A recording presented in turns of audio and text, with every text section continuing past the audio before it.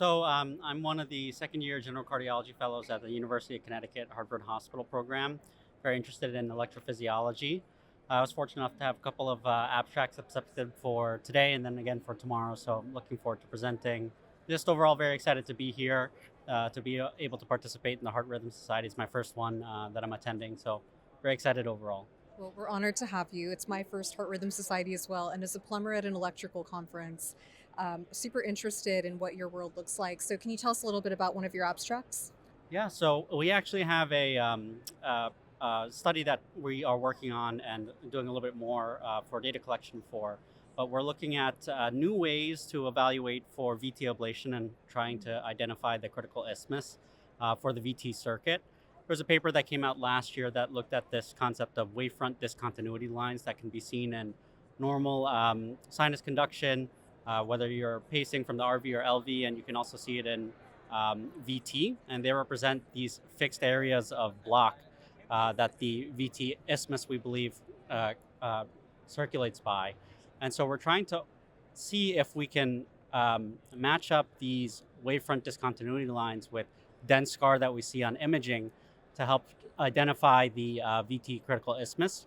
Because when you're doing these VT ablations, the hardest part is finding the isthmus, and then oftentimes, when you put patients into VT, they become hemodynamically unstable, can't tolerate it for a long time. So that limits the ability to really find where you need to go for the ablation.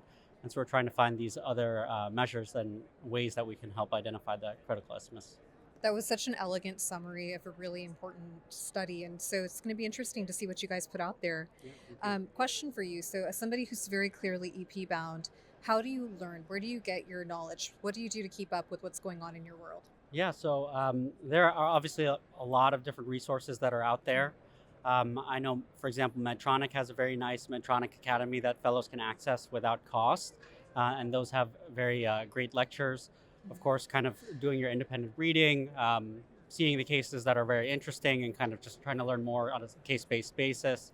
I'm a member for HRS, so I have access to the journals as well. So we're very fortunate in this period of time to have so many resources available to us. Sometimes can be overwhelming, but yeah. Do you ever use social media for any of your education? Definitely do. Instagram has been very nice for that. I used to use Twitter or X, I should say, more often when I was younger, but kind of been more focused on Instagram. And then as I've gone on in the training, I've also started to read a bit more and rely a little bit less on the social media aspect, but it was definitely always been a very valuable option for us to kind of go through. And now you are the one providing the education. So, thank you so much for answering questions for Cardiovisual.